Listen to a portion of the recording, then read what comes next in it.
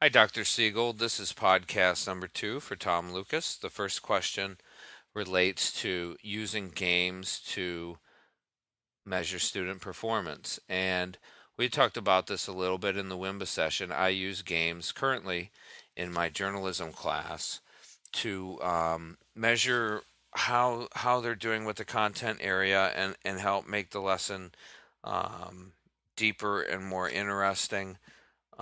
Besides the actual playing of the game, I'll do a debrief after, and we'll talk about what happened in the game, and then whatever sort of observation I make of the gameplay and the results thereafter serves as my assessment, which I'll then use to modify my instruction. The second unit of my journalism class centers on ethics, and I use a modified version of the game Scruples to foster some really deep discussion on ethics.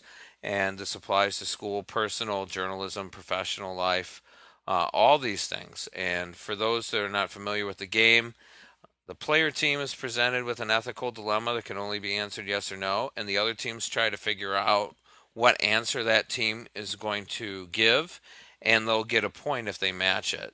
The team answering the question cannot earn a point in that round, so they have to use strategy, possibly lie, or be shifty in some way in order to succeed. And I'll have my students write the questions the day before, and this way they'll have ethical dilemmas they can relate to. One example would be is if you saw your mother cheating on your dad, would you tell him? This sort of a thing. And then another game I use is a computer-based game I found on the Discovery Channel website, and it's a TV production game based on their series Planet Earth. And players must manage film shoots at locations across the globe, rent equipment, hire people, handle travel, and keep their production under budget for as long as possible, because once you go over budget, game's over.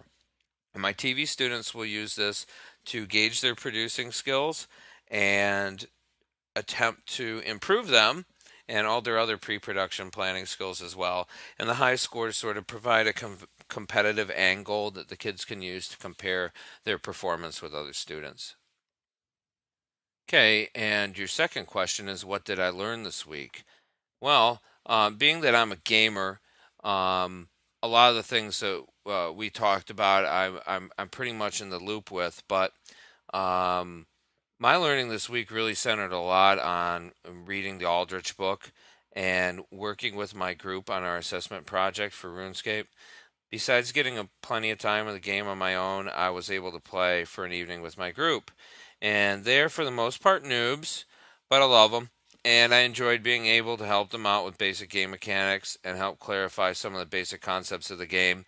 But someone who was even more helped than I was Dave's 14-year-old son, Bobby, who came in and gave us a really nice tour of the game.